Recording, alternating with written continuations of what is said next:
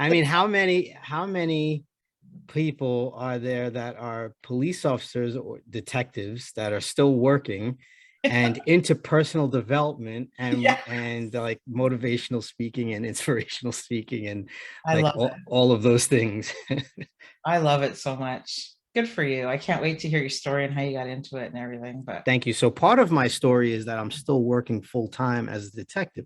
I actually enjoy saying, yes, I'm still an active duty detective, yeah, but I would like to say I retired January 2023. That's what I would like my story to be. January 2023. Yeah, this January coming up, it will be 25 years for me. Okay, wow, that's amazing. Good job. And thank you for all the everything that you've done. Like, Thank you. have you ever experienced something so crippling in your life that has made you feel broken? I have.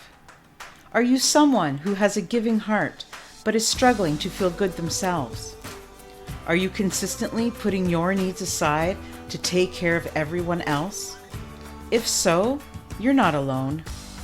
Giving starts with giving to yourself so that you are able to give of yourself to other people. Isn't it time you took back control and discovered what makes you tick?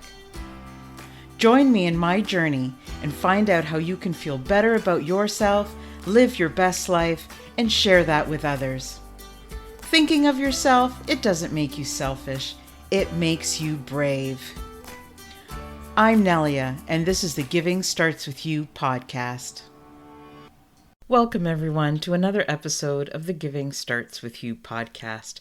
Thank you so much for joining us for another episode with another wonderful, wonderful guest. Today we have Super Dave. Super Dave is 46 years old. He's been a detective for the last 6 years. He has over 17 years as an active street cop, and he was raised in Eastern Long Island. He came into the police department with a single intent to support his young family. But in order to do that, he had to work a lot of overtime. Family life sometimes suffered because of that. I am so excited to say he is on a mission to help Frontline Heroes create a six-figure income through starting an online business. Whether they just want a side income or are getting ready to retire, it's important to have a fallback plan that's more than just overtime. So, without further ado, I'd like to introduce you to Super Dave. So Yeah, let's switch. It's so hard for me to go from no. host to Yeah. guest Me mode, you too. know. It's so hard. Like I like having conversations with people Yeah. and I like just like, getting to know about you. Yes. How many sons you have? This would be my last question. One, just One one. son. I have three sons Awesome. and my youngest is 21. The oldest one is moved out, so I still have the two younger ones with me. Cool. And I think I mentioned this January coming up will be Tyler. 25 years on the job. I spent 17 years as a street cop. I was an active street cop. I like to tell people I was active out there because like I wasn't the guy that would just sit back and wait for the 911 calls to go. In between the calls, I'd be pulling people over and like and like I'd be looking for drugs and looking for guns and stuff. And I liked when they took off and then they hopped out of the car and went running because I like it gave me that adrenaline boost and Yeah, I yeah. I Well, would that's why you became like a part of it, right? Is you want to go after the chase, kind of. so the big here's the funny thing about it was like I call police officers and firemen and EMTs and nurses. I call them heroes, but I don't consider myself a hero. Yes. And I didn't take the job for that reason. I took it only to support my family. Like I had a young family. I was a young man at 22 years old when I joined the New York City Police Department, but I only had like a month left to graduate that department, and then I was called for my next job, which was a better department. So I left that job. God bless anybody who still has to work in that city. Mm. And I got a much better, higher paying job and a much more safe job, less busy. Yeah. And so it was more pay, less busy, and closer to home. Awesome. So yeah, so they finally promoted me to detective. And I always wanted to go to narcotics because narcotics Yeah. is like being undercover is like being sexy. You know, it's like you could have the big beard, you could wear the baseball caps Comfortable. and boots, and you could just be comfortable, right? But they're like, no, Dave, you're going to special victims. Like, I know you wanted to go to narcotics, but you're going to special victims. And you know, it was a phone call when I got the promotion. I was like, all right, Inspector, thank you, sir. You know, like I had to try to sound happy. And it's like, thank you for the promotion. So I hang up the phone and I was like, oh, Yeah. God, special victims. So then actually, once I got there, I loved it. Mm. And, but you can only spend so long dealing with sex abuse of children and physical abuse of children for so long. So I left there and I went to the general squad. And the general squad, it just didn't have the same pull, and like I didn't feel the same sense of purpose that I did. I was dealing with these very serious crimes, but I was also going through a very difficult time in my life personally. So I had to step back from that, you know, and but then I would get calls for like stolen copper wire from a house or from like Home Depot or something, and it just Okay. didn't have the same like I had a hard time. I had a hard time caring about the copper wire, you know, like the children I cared about. Your copper wire's been stolen. Your tools have been stolen. I'm so sorry, sir. You know, I'm so sorry to hear that. Oh, okay. Is there any video for that? All right, I'll come and get the video. And then I get the Did anybody video. get hurt tripping over the one? Like, just Yeah. You know, like I love to use the copper wire example because we get a lot of that where people are just stealing from Home Depot or just stealing from abandoned houses. We get a lot of that. And so so from my desk, I would sit there pounding my head and taking the pencils out of the pencil holder and just like continually stabbing them in my eye, waiting for the phone to ring. oh, Because it's not to say that there weren't some exciting cases, because there were some exciting cases in the general squad, but for the most part, it's the same things over and over and over and over and over again. And you have to type up your reports, and you have a lot of them, like a stack this big. So when I get into work, like I get in and my mindset is, okay, let me just try to do five. And then you pull five case folders onto your desk and the phone rings, and then you have to sound like you're not annoyed. So like I pick up the phone and I'm like, I'm trying to write my reports. Why are you calling me right now? Why are you calling me? Oh, it's the front desk. We have a missing person. I'm like, okay, that's interesting. So so you call the complainant on the missing person, and they're like, yeah, my 15-year-old daughter, she ran away and she's with her boyfriend somewhere in the city. And I'm like, okay, I'm gonna do my best to try and find your 15-year-old daughter who's run away, ma'am. And then I hang up the phone, and then I have to take these five reports that are on my desk that I thought I would try and type up tonight. And I'm like, all right, well, I guess tonight's not going to be a slow night. So I put those five reports back, and then I try and work on the missing person or whatever case, whatever else comes in. So I get up from my desk and I think to myself, I'm going to walk the halls, and I'm going to think about and contemplate my life. And at one point during this, I think it was winter time, I was yawning an hour into my shift, and it was just, you know, like, I'm so nodding because I get it. my story is really built out of boredom. And I know that a lot of people deal with burnout, but I didn't know that boredom was a sign of burnout. You know, like I didn't know it until I looked it up.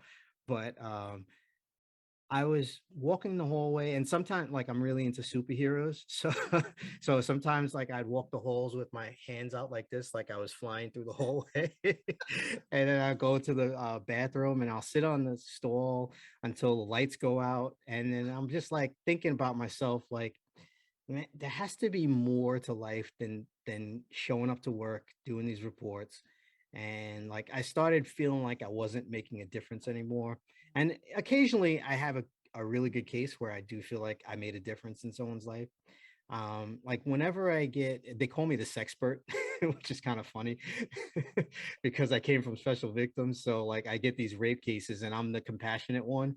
Mm, So like when like I really pride myself on being the best one to talk to women, like adult women victims, because I tell them like I've heard everything that you can imagine, and like they know that like I'm on their side, as a victim's advocate. So my girlfriend, she tells me, she's like, you're there for a reason, and everything happens for a reason. So I really do believe that. I believe that we're co-creators of our destiny. I believe that there's a path that we can choose to walk, but we can also choose a different path as well. mhm. And like I strongly, strongly believe in my spirit and in my soul that we're co-creators of our destiny. Um, Sometimes we know when we're on purpose and when we're not on purpose, Absolutely. and sometimes you can feel it in your spirit. And the biggest thing that I would like your audience to know is that we are the authors of our story. There's a lot of circumstances that happen outside of our control, but how we respond and how we react to it is everything. I was watching this Disney special. It's called Origins, and the third one is called The Power of Money. And towards the end of it, so the very first origin story is about fire and how fire changed civilization. And then the second one is about medicine and how medicine has extended human life. And then the third one is the power of money. And it goes all the way back to when ancient tribes traded like spears for meat Mm, and for other things. And they decided to cooperate instead of stab and kill each other because cooperation, which believe it or not, today, collaboration, I say it at the beginning of my podcast, collaboration is better than competition. oh yeah. So like if we find a way to collaborate, it's much, much stronger and better for the both of us than it is for me to try and compete against your show and try to like outdo your show. But if I find a way to collaborate with you, like, hey, who is your very best guest that I need to have on my show? And I'll tell you someone that I think would really fit for your show. Like that benefits Everybody everyone. wins. Yeah. Everyone wins. So in the third episode of Origins, The Power of Money, he says, today our currency is our very identities themselves. He said, and I wrote it down. I didn't write, I recorded it, and I'm gonna write it down because it was so powerful. Like I am all about three things: story, offer, and systems. So I call that my SOS system: story, Love offer, it. systems. So if someone out there needs help with either their story or what they can offer, and I specifically try to work with first responders, the people that I call frontline heroes, but Mhm. I'll work with anyone that needs help on their story. I've been studying the hero with a thousand faces, the hero's journey by Joseph Campbell. Um, it's so powerful, the concept behind it, and if you learn how to tell your story well, and you can make people laugh, or you can make people feel something, they instantly connect with you. Mhm. you know um Absolutely. I know that my story is that I joined the police department to support my family. And in doing that, I found a much bigger family, amongst all of the first responders, so, and I know that part of my story is to help them transition out of that life, because there's a lot of people, they reach the end of the road and they know it's the end. They're kind of burnt out. They're like 15 or 20 years in, or even 25 years in, and they know they're at the end of the road. And it's like, I just don't know what I'm going to do next. So they stay doing something that they don't necessarily love because they don't know what they can do next. But Mhm. the whole thing, my whole message is within your 20, 25, 30 years of experience as a first responder or as a nurse, there's a story inside of there, and there's an experience that you have had that you can help other people with. And the acronym for hope that I love, and you may have heard this acronym, is help one person every day. Mm. And I tell everyone that acronym, and with your story, you can help one person every day. And in helping people, they, oh, that's my dog. I should close the door. That's I okay. was gonna say, with helping one person every day, all you need is some sort of an offer to help. And the easiest offer to help is something that relates to your career, what you've already have experience with, Mhm. something within your backstory. So everyone has experience in their health, whether it's health challenges. Everyone has experience in their relationships, whether it was a flaming disaster or whether it was a success. Yeah. There's experience there that you can help someone else with. You know, everyone has pain in all of those areas. And and their wealth. You know, like I try to focus on helping people to build business and create a side hustle. That's my focus because I've been at it for 15 years, and like I know a few things about marketing now. You know, I Yes. I've learned probably a lot. Yeah. Yes. You know, and I did network marketing as well. Like I'm a huge fan of network marketing.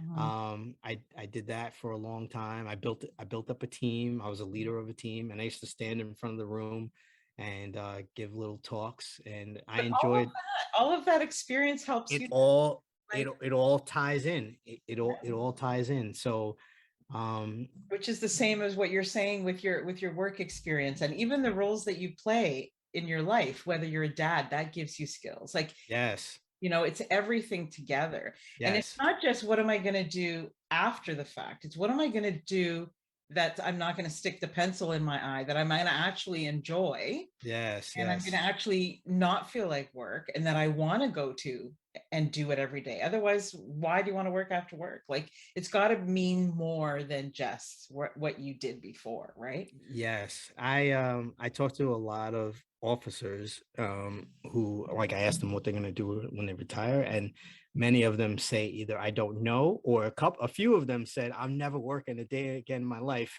But I think that's a recipe for death, you know. Oh, Um to I I think there's studies that show that if you sit around, a body in motion stays in motion, a body that's inactive stays inactive. And if you sit around just collecting your retirement, your pension, you will die very quickly. Like within 5 to 7 years, yeah. you will not collect for very long. But if you want to collect your pension for a long, long time, then A, get your butt in the gym, or start walking outside when the weather's nice, you know, be active. And B, find something that you can do that you can be passionate about and that like it brings joy to you every single day. And Like, man, if you can't tell, I love talking. no, it's like you're preaching the choir, because that's what I live for too, like, come on, it's not just, yes, you need to be active and all those things, but do you know how many lonely people and how many sad people are going through their life very unhappy with, because they don't haven't found what they want to do, what makes them happy, right? And Yeah. I would hate for all these great men and women who have put so much out there, all these heroes that you're talking about, giving so much, of themselves, not get anything back. Like, that's why I called the podcast Giving Starts With You, right? Because I don't want people to think that it's selfish to take care of yourself, right? So here you guys are, and you included, right, Super Dave? Here you guys are, and Yeah. you're Thank you. giving and you're giving and you're giving, and eventually, like you said, there's burnout, but there's boredom too, right? And all of these Yeah. things. So I Yeah. love, I love your mission. I love what you're about. It's great. Thank you so much. Thank you. So, the biggest thing with your story is it begins with like your identity. Like, who do you want to be? So if you think about that, I use this analogy often, that a home is built three times. First, it's built in the buyer's mind. then the architect builds it, and then the builder builds it. And your life can be the same way. You can decide, that that's our ability that we have as humans. It's so amazing. We can decide, hey, I would like to make more money, or I would like to work remotely from my laptop. Okay, let me Google, how do I do that? And then you go down this rabbit hole and this Yeah, maze with 10 million other people. with 10 million other people who are also trying to do that. But if you find someone that's doing it, like, and they can help you to walk that path, Mm. it's like, I so strongly believe in coaches. That's why I want to create more coaches. My big mission is to empower 1 million frontline heroes through 10,000 coaches by 2031. I have it written down over Woo, I here. like it. I like it. Yeah, Come on, everybody. let me show you. It's my Beautiful. my my and I have it signed Super Dave. I love it. I love it. That's I awesome. call myself Super Dave because I interviewed someone, a firefighter, a woman. Her name is Jenna, and she, on her Instagram, it says Super Jenna. And then I asked her, I'm like, why do you call yourself Super Jenna? And she said, because it's fun. And I'm like, boom, that's the key. That's the key right there. I'm like, I'm gonna call myself Super Dave for now. And not to mention that I wish I could flip the camera around, but I'm huge into comics and Stan Lee and like Marvel comics and DC, and like when they started coming out with the Spider-Mans and the Supermans, like all of those movies, when my kids were little, we would not miss a single one. And it became expensive to go to movie theaters all the time. So we would get everything on DVD and Netflix and Redbox when they had Redbox is starting to die out, but but when they had Netflix came out with the mail. At first they were mailing them to you, and we used to get all the comic movies, Oh my God, because superheroes in my house too. It's crazy. It's yeah, crazy. But even before Marvel, like I always liked Hercules. Like I'm sorry, I'm old school. Like Wonder Woman, Hercules. Wonder Woman and Hercules are I like grew up on the old Adam West cartoons. Batman. Mm. Yeah, I grew up on that Batman, the boom, pow, kapow. Yeah, I grew up on that, and I grew up on the kung fu flicks. Yeah, yeah. Yeah, when they would have like the drunken master of Shaolin Temple, and it was a really bad dubbing. It was like, wow, wow, wow. Yeah. Awesome. you think that you can fight me? Yeah, I think me and you we got to be around the same age. Yeah. Yeah, yeah, it's hilarious. But I don't know. I think what you're doing is incredible, honestly, because it's not just okay, what are we going to do? It's what are we going to do that we're going to be happy in, that we're going to want to do, continue, right? Because when you Yes. can help people, it's like me and you, we're doing sort of a similar thing, but different. We're helping people help other people because we Yes. can only help so many people ourselves. So we're sort of teaching and guiding people to make more impact than just you and I could do, right? Have you So, heard of? I'm sorry. no, Continue. it's Finish. okay. Finish. No, that's fine. Have you heard of Hero on a Mission by Donald Miller? I have not. So if you have a pen, write that I one do. down. Come on, do I have You a pen? well, I know you could also watch it in you could watch it, you could rewind it and watch it, It's okay. um Yes, hero on a mission. by Donald Miller. Okay. It is really, really good. He talks about villains and victims, the difference between a villain and a victim. The victim has never healed from the trauma, whereas the hero has, and the villain turns the trauma outward to other people. Mm. And then the hero turns into eventually the guide. But But I you know think, what I love? Sorry to interrupt you, but you know what go I ahead. love is when I see all of those three people in a transformation in one human being. Yes, those are the best stories. Yeah. Those are the best stories. Someone who starts out as maybe a villain, and Yeah. then they show their backstory, like why I they got are the. goosebumps. Yeah. It's a really, really good book. So I listened to it on audio book first, and then I bought it through Amazon and got a hardcover so that I could go back through it again and like highlight some of my favorite things through it. Nice. Um, I was trying to think. There's a Disney movie, The Witch. She's Angelina Jolie. Which one is she? Oh, I know what you're talking about, but I can't. So I think that's a perfect example of how part of that movie she might be the villain in the beginning, or she turns villain, but at some point you see like even in like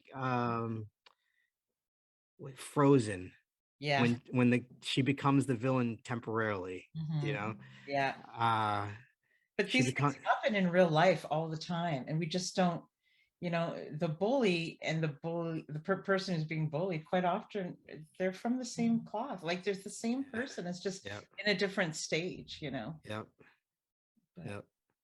incredible. So, does this mean you're not sticking your pencil in your eye anymore, like wanting to just No, no. So so now when I daydream, so I used to dread, like I was counting. The name of my talk is "Can I even do 10 more years?" I love it. so so I used to count my mortgage and think about like the fact that I had about 8 more years left, and I was like, can I even do 10 more, Mhm. eight more years, and now I'm actually excited for the next 10 years because like the things that like my what I envision for my future, it's so exciting that it really pulls me throughout my tour, and it pulls me throughout my day. And like when I'm not working on my work at work, then I'm thinking about my work at home and my Yes. work. I'm thinking about what I'm doing outside of work. Like you said, you when you're not working, you're still working. But it's Yeah. so different when you're working for yourself because it doesn't feel like a chore as much. Like there's certain things that I know I have to get done and they're on my to-do list, but it's not as taxing as it used to be Yeah. before I had a purpose. And you can always give those things that you don't like to somebody else, right? I mean, if you Mhm. really had to. But yeah, gone are the days like looking out the window at your job going, oh my God, I could be doing so many things, you know, Well, It's and you just want to, I don't know. It's like, I'm hearing the passion that you have when you're talking, and I'm like, oh my God, I know how that feels. Because all I can think about is like when I go and do a passion project or something, and I'm like, oh my God, how can I help these people? Okay, and I just want everybody to feel like I feel. And how do you put that into words? Like sometimes it's hard, like you're doing a phenomenal job explaining to us and taking us through your story because we can see, the before and after. So it's great that you're teaching how to do stories, but storytelling, because you're good at it. thank But you. you know what I mean? It's just, I mean, who doesn't want to shout from the rooftops when they figured something out that you just know before and after and the difference in your life? Of course you're going to want to share that with people. So I love that you're doing exactly what makes you happy. Like you said, if you're working for yourself and you're not enjoying it, it's just work. Like why are you Yeah. doing it? Yeah. Why are you doing it? Like A quote that I love, Trent Shelton, he said, a lot of people put a period when there should be a comma. mm, And there's always another chapter. And if you feel like the book has closed on your life, that's when you start to go into a dark place. But if you feel like, hey, this book has ended, then maybe it's time for part two of the book, or if one chapter has ended, like like I've gone through pretty traumatic divorce because I didn't want to get divorced. So a coworker recently asked, because I mentioned that I had a girlfriend, and he's like, weren't you married? And I was like, yeah, I was married. And he's like, weren't you happily married? I was like, yeah, I was happily married. hey, you don't but hear that very often. but but my other half, she wasn't happily married. Oh, So but I've healed from that because I went and I talked to a professional, and good. like when I was in pain, I sought out people, and so many people need to know this, especially men, like because men tend to hide it even more than women. So, especially men in a macho profession. Yes. So if you're going through pain, right? So Les Brown has a quote. It says, "If you're going through hell, don't stop to look around." Love him. Yeah. Yeah, if you're going through hell, don't stop to look around. So if you're going through pain, hell, if you're going through pain, right? You're in a great pain. Don't dwell in it. Seek out help as quickly as possible. It doesn't mean that you're going to get through it, but maybe you'll get through it a little faster. Maybe you won't be in the pit as long as you would have been if you Wow. would have, sought out some help quicker. So like the weekend that she left, I called up my delegates and reps. I was like, "Hey, I'm not suicidal, but I definitely could use somebody to talk to because I'm going through a lot." Oh, and by the way, I was in special victims at that time.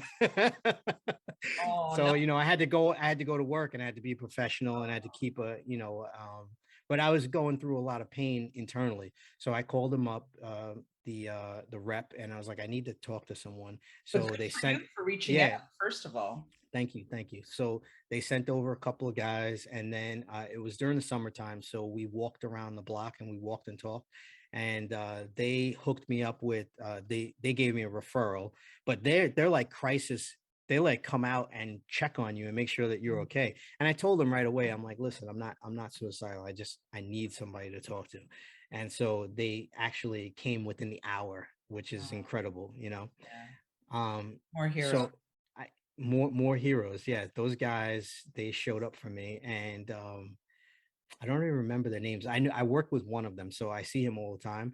But peer support is so incredibly important. And if you are a solopreneur and you're working from your home and you start to feel stressed out, you need to think about what Facebook group you can link up with and who you can talk to and say, listen, I'm really struggling with and nothing is minimal, like nothing should be minimized, because like what one person finds really frustrating and annoying, someone else finds kind of easy to work through.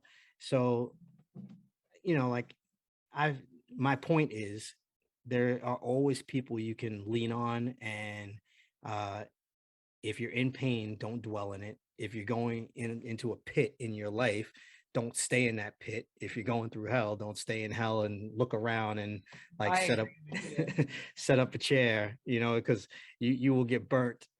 And you know what? I can say I've been there. I know exactly what you're talking about. I know you probably don't know very much about me yet, but yeah, so when my dad died, I got stuck for 12 years in Oh that my God. suppressing How long did it take you to reach out for help? a long time. Probably half of that time. Hmm. Half of that time. And that's what my book's about, my story and how I got out of that, and how giving to other people is the number one thing that saved my life. Helping other people, because you took the focus off of yourself, and Yes. you put Hallelujah. it outward. Yep. Yes. And I got so much more than I ever thought. And I was like, hey, you know, yeah, I started to hate myself during that time. I became anxious, depressed. I had some signs of PTSD. All these things were happening to me. And then yeah, I figured no one's coming to save you.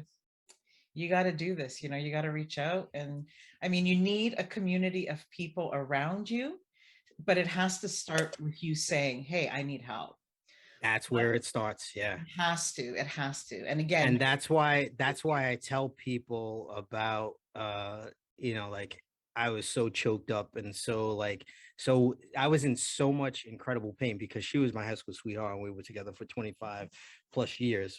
So I was in such incredible pain that I knew that I needed help immediately, and I knew that I needed to reach out.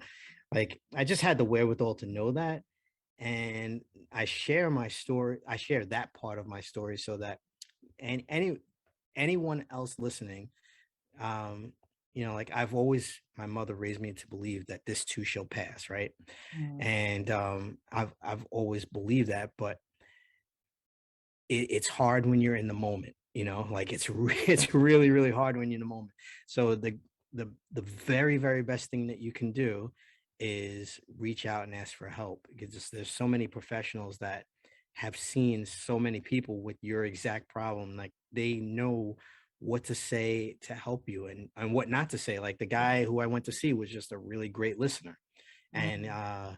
he talked a lot. And it's so funny, when I was in his sessions with him, I'd be like, aren't you supposed to be letting me talk? Because he would talk so much.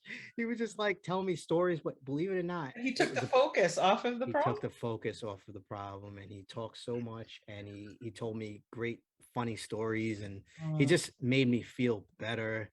Like, the first session I could barely speak. I had such a lump in my throat, and I was trying to like hold back the tears and not cry in front of him.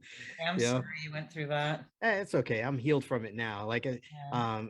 I tell, now is not the time, because we both have to run in 3 minutes. But I tell people this: the first traumatic experience that I had was, my brother was killed. He was stabbed in the stomach, and when he was 17 years old, at a party, got into a fight over a girl, and I was 21. We were 4 years apart, and this is my baby brother. And that was extremely, extremely traumatic, to the point where I think that it caused early onset Alzheimer's for my mother. Um, Mm. because she was in her 40s. She went into a depression for about a decade, at least 10 years. And then she had like early onset dementia, like in her 60s. I don't remember exactly Right. what year it was, but she dealt with that disease for about 10 years. But I can talk about the murder of my brother now, because I'm healed. I've been healed from it for a long, long time. It was a couple decades ago now.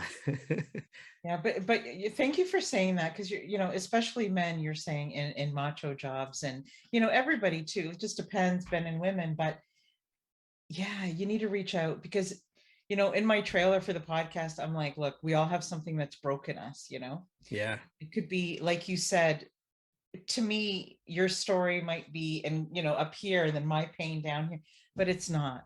You cannot, the same way you can't measure pain, you can't measure like happiness. You just can't measure certain things. They're right. you just can't. And it's like, when you're in those moments and your emotion takes over, if you don't ask, like, you're not thinking clearly. Right. Like, I know in my case, it was almost like, okay, I just can't breathe, like what you're saying. I just can't breathe. And for 6 months I felt like I couldn't breathe, and that Mm. somebody was coming behind me and choking me. And constantly I'm like, who's behind me? And it was just this tense. And you're just like, okay, I just need to take one breath. And who out there can, like, somebody's got to notice, because somebody help me. And if you're not open to that, then you're going to be stuck like I was, and it's not fun, because then you have still the problem to deal with, and all these extra things, right? Yeah. Yep. You can't. So I'm proud of you for reaching out, and it's so important, so Thank great. you. Thank you. Thank you. Hey, I just want to tell you really, really quickly, I'm so grateful that you had me onto your show. If people want to link up with me, they can find me at my website, davidleath.com, or link up with me on Instagram or Facebook. Facebook, I might be David DM, like Carpe Diem. Yes. Uh, Yeah, you were a little yeah. hard to find there, but I found you. Yeah, yeah. Facebook is more like really for my friends.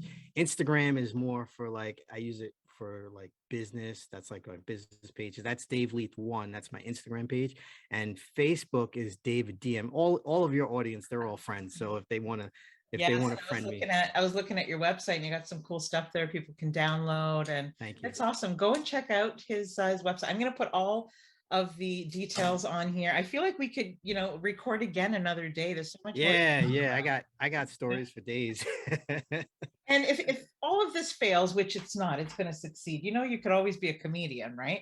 A Thank you comedian, so a much. comedian with purpose, but not like just a funny guy, like a funny guy, but like genuine, like It's good, like, so incredible that you said that to me, because one of my dreams is yeah. to someday stand up on stage and do like a little story, but like a funny story. Like I think what makes I can't remember her name. She's this redheaded comedian. You might know who she is, but I think what makes Dave Chappelle so funny and Kevin Hart is that they tell these stories and they don't tell them the same. Obviously, they're very different types of comedians, but they tell these stories and they kill you with the punchline, you know. But you're honestly, Dave, you're a natural at it. So Thank you. you're looking for something on top, to like keep that purpose with what you're doing, right? Don't spend your time doing something that you just don't love. Because we both noticed, like it in our personal stories, life is just too short to like waste it, Oh, honestly. it's too short. It's too short. I'm hoping I get another 40 years. I tell my kids I'm going to get another 80. And congrats on your upcoming retirement. Thank you so much, Nelly. Thank you. Thank you for having me on. Yeah, And thank you for coming. It's a pleasure. we will definitely do a part two when you're ready. All right. Sounds great. Thank you. Bye-bye. Thank you for tuning in to this week's episode. If you enjoyed what you heard, please subscribe or leave a review. See you next week on the Giving Starts With You podcast.